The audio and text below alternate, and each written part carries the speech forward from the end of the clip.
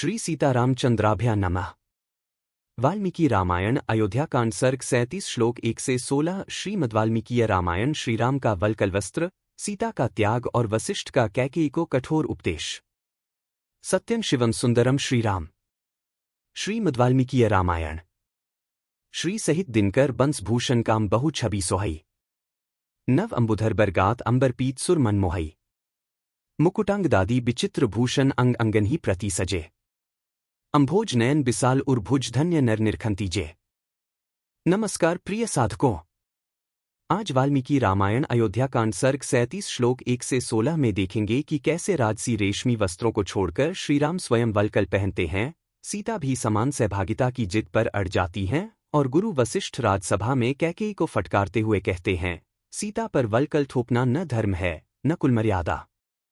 पिछले एपिसोड में अयोध्याकांड सर्ग 36 श्लोक 1 से 15 के अंतर्गत देखा कि राजा दशरथ राम के लिए चारों प्रकार की सेना, धन धान्य, अनाज व यज्ञोपयोगी सामग्री भेजने का आदेश देते हैं ताकि वे वन में भी धर्म कर्म कर सकें, किंतु कैकेयी इस व्यवस्था का कड़ा विरोध करती है और सिद्धार्थ सहित मंत्रिमंडल राजधर्म का पक्ष रखते हुए उसे बार बार समझाने का प्रयास करता है।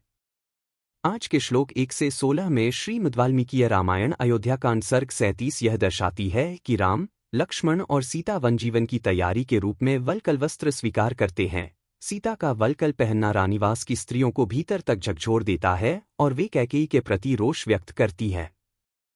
इसी बीच गुरु वसिष्ठ शास्त्र और कुल धर्म की मर्यादा याद दिलाते हैं कि राम का तपस्वी व्रत अलग है, पर सीता सदैव कुललक्ष्मी के रूप में आदरणीय रहे, यह राज परंपरा और धर्म दोनों की मांग है। शत्रुंशः सर्ग। राजा दशरथ का श्रीराम के साथ सेना और खजाना भेजने का आदेश, कैकेयी द्वारा इसका विरोध, सिद्धार्थ का कैकेयी को समझाना तथा राजा का श्रीराम के साथ जाने की इच्छा प्रकट करना। ततः सुमंत्रमैक्ष्वाकः पीडितोत्र प्रतिज्ञया सबाश पंक्तिन्यश्वस्य जगादेदम पुनर्वचः एक। तब इक्ष्वाकु कुलंदन राजा दशरथ वहां अपनी प्रतिज्ञा से पीड़ित हो आंसू बहाते हुए लंबी सांस खींचकर सुमंत्र से फिर इस प्रकार बोले, एक। सूत रत्न सुसंपूर्णा चतुर्विद्बला चमुह राघवस्यानुयात्रार्थं क्षिप्रं प्रतिविधीयताम दो। सूत, तुम शीघ्र ही रत्नों से भरी पूरी चतुरंगिनी सेना को श्रीराम के पीछे पीछे जाने की आज्ञा दो। रूपाजीवाश्चवादिन्यो वणिजश्च महादनाः शोभयन्तु कुमारस्य वाहिनियाः सुप्रसारिताः। तीन। रूप से आजीविका चलाने और सरस वचन बोलने वाली स्त्रियां तथा महाधनी एवं विक्रय योग्य द्रव्यों का प्रसारण करने में कुशल वैश्य राजकुमार श्रीराम की सेनाओं को सुशोभित करे। तीन। ये चैन्मुपजीवंती रमते याश्च वीर्यतः तेषा बहुविधन दत्त्वा तान् प्यत्र नियोजय। चार।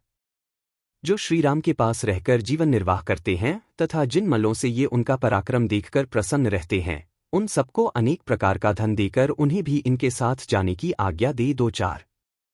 आयुधानी च मुख्यानी नागराः शक्तानि च अनुगच्छन्तु काकुत्स्थं व्याधाश्चारण्य को विदाः। पांच। मुख्य आयुध, नगर के निवासी, छकड़े तथा वन के भीतरी रहस्य को जानने वाले व्याध ककुत्स्थ कुलभूषण श्रीराम के पीछे पीछे जाए। पांच। निघ्नन् मृगान् कुंजरांश्च पिबंश्चारण्यकं मधु नदीश्च विविधाः पश्यन् न राज्यं संस्मरिष्यति। छः। वे रास्ते में आए हुए मृगों एवं हाथियों को पीछे लौटाते, जंगली मधु का पान करते और नाना प्रकार की नदियों को देखते हुए अपने राज्य का स्मरण नहीं करेंगे। धान्य कोशश्च यह कश्चित् धन कोशश्च मामकः तो रामं नुगच्छेता वसंत निर्जने वने। साथ।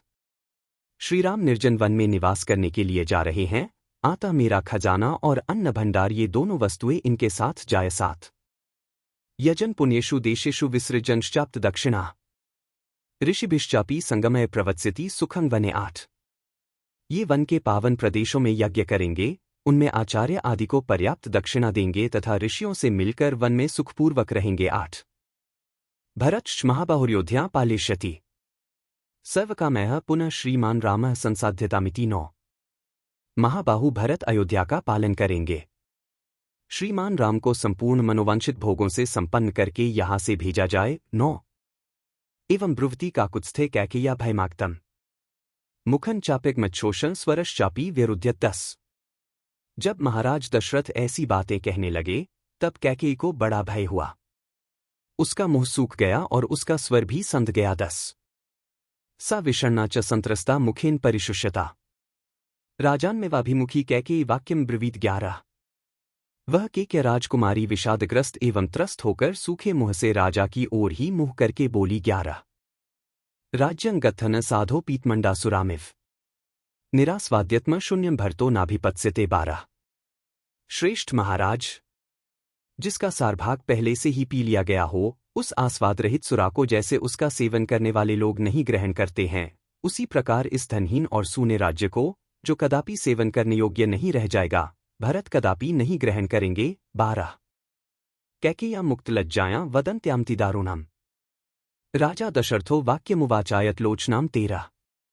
कैकेयी लाज छोड़कर जब वह अत्यंत दारुण वचन बोलने लगी, तब राजा दशरथ ने उस विशाल लोचना कैकेयी से इस प्रकार कहा 13। वहंतं किं तुत्सीमान् युज्य धुरी माहिते अनार्य कृत्यमारब्धं किं न पूर्वमुपारुधः 14।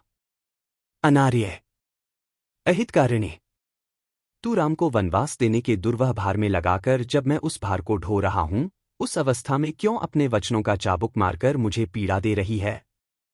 इस समय जो कार्य तूने आरंभ किया है, अर्थात श्रीराम के साथ सेना और सामग्री भेजने में जो प्रतिबंध लगाया है, इसके लिए तूने पहले ही क्यों नहीं प्रार्थना की थी?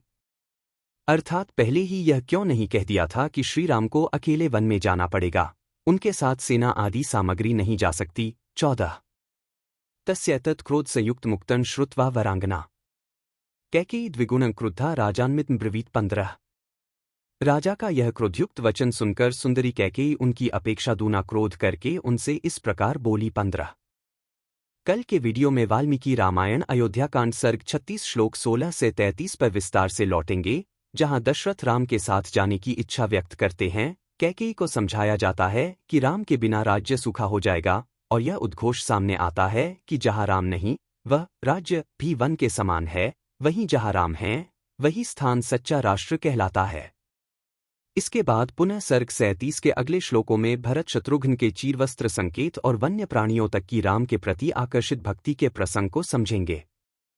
यदि वाल्मीकि रामायण अयोध्याकांड सर्ग 37 श्लोक 1 से 16 में श्रीराम सीता का वलकल व्रत, रानीवास की व्यथा और गुरु वशिष्ठ की धर्ममयी फटकार आपके हृदय को प्रेरित कर रही हो, तो इस वीडियो को लाइक कीजिए, राम भक्तों के साथ शेयर कीजिए और चैनल को सब्सक्राइब करके बेल आइकन दबाइए, ताकि कल के भाग सर्ग 36 श्लोक 16 से 33 और आगे चलकर पूरे सर्ग 37 की दिव्य शिक्षाएं भी आप तक निरंतर पहुंचती रहें। बार बार बर मागो हर्षी देहो श्रीरंग पद सरोज अनपाइनी भक्ति सदा सत्संग। कथा विसर्जन होत है, सुनो वीर हनुमान। जो जन जंग से आए हैं, सो तंग कर ही पयान। बोलो सियावर रामचंद्र जी की जय। राम भक्त हनुमान जी की जय। उमापति महादेव जी की जय। मंगल भवन अमंगलहारी। द्रवहु सुतसरथ अजिर बिहारी। दीन दयाल बिरिदु संभारी, हरहु नाथ मम संकट भारी। जय सिया राम, जय जय सिया राम।